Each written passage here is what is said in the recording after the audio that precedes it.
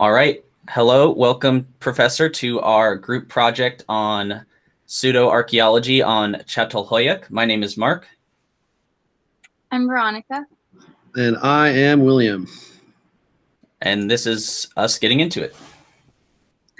Okay, so the site of Çatalhöyük is located in modern-day Turkey. It's a 9,000-year-old Neolithic settlement mound, and the population varied over time. It was usually around 5,000 to 8,000 for most of its history, but it's said to have been around 10,000 at most at its peak. And then we see evidence of an egalitarian society with no obvious distinction between genders and no houses showing like royalty or very wealthy people. And then an important feature that is talked about the settlement is that the houses were built touching each other, and so the rooftops were kind of used as a living space and kind of a communal area. And then it's also known because a lot of the discoveries, like archaeological discoveries, were forged by archaeologists who supposedly found them. And then here's just a picture showing the rooftop living spaces that I mentioned earlier.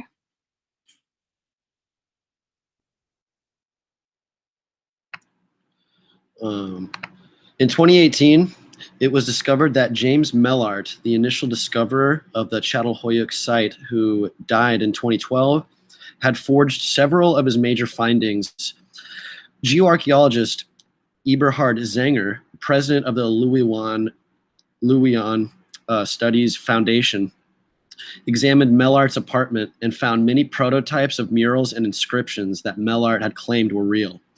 Zenger stated that Mellart would fabricate drawings of artifacts and translations of alleged documents to reinforce his theories. The controversial theory in question is post-processual archaeology.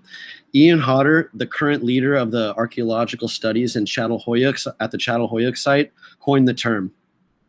He chose this site as his first real-world test of the theory.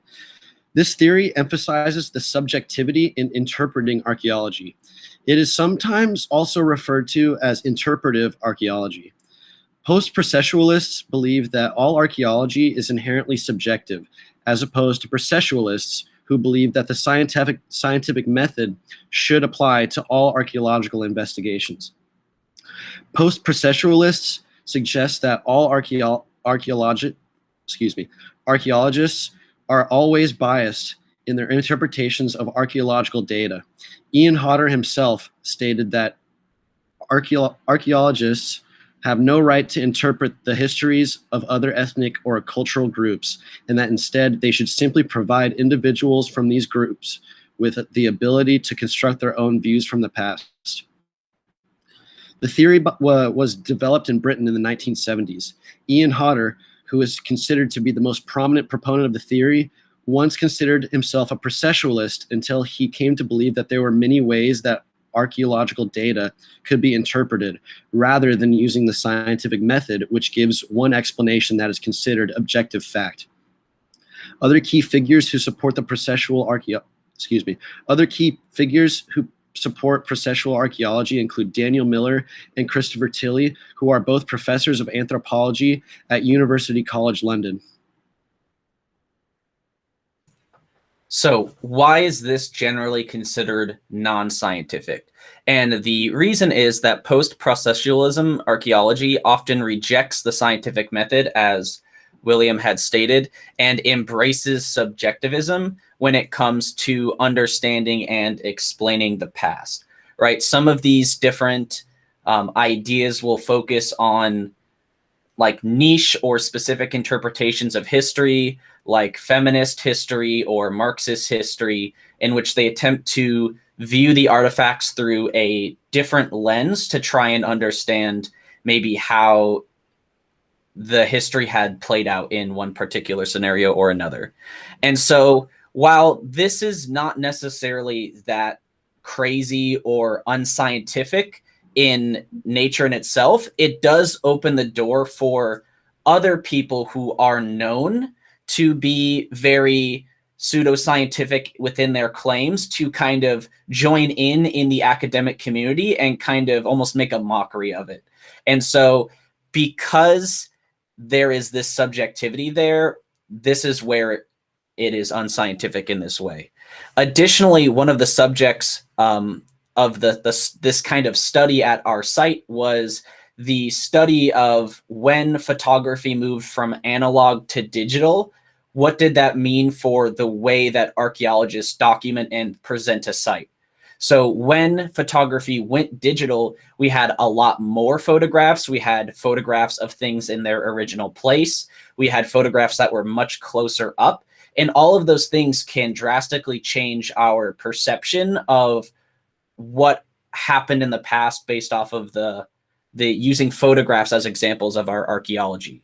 And so these high-res images that have been released to the public are also, you know, under scrutiny because people will use these as a way to, as evidence for their pseudoscientific claims of like aliens or like groups using like sound waves to like make the symmetric, like make their town symmetrical or like line it up on angles with the sun, things that are not necessarily well founded, but they will use these high-res photos as evidence of that.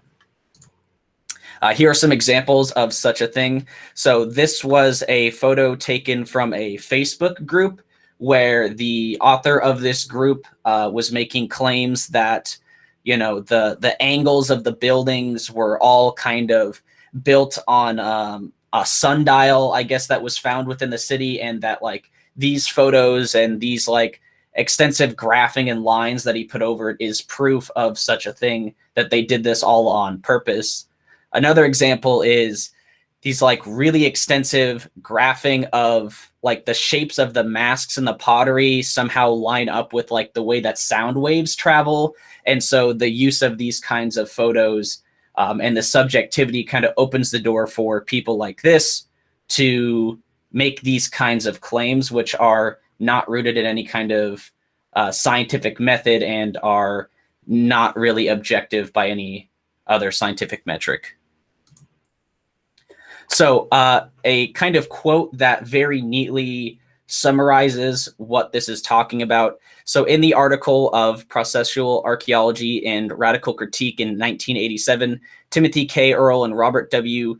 Preciol examined the post-processual movement's radical critique of processualism, and while accepting that it had some merit and highlighted some important points, they came to the conclusion that as a whole, the post-processual approach was flawed because it failed to produce an explicit methodology. And so this lines up with what we said earlier, that even if they do bring up some good points, it is not scientific because it lacks a methodology, it lacks a way to recreate it, it lacks a way to verify it with other archaeologists.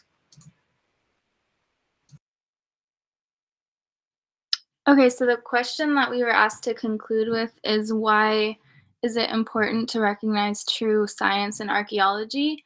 And the reason that we said is because studying our past as a species is how we learn our history and understand how we've evolved over time. And we think it's important to study that properly using the scientific method and using facts. And this is our works cited. And so that concludes our presentation. Thank you.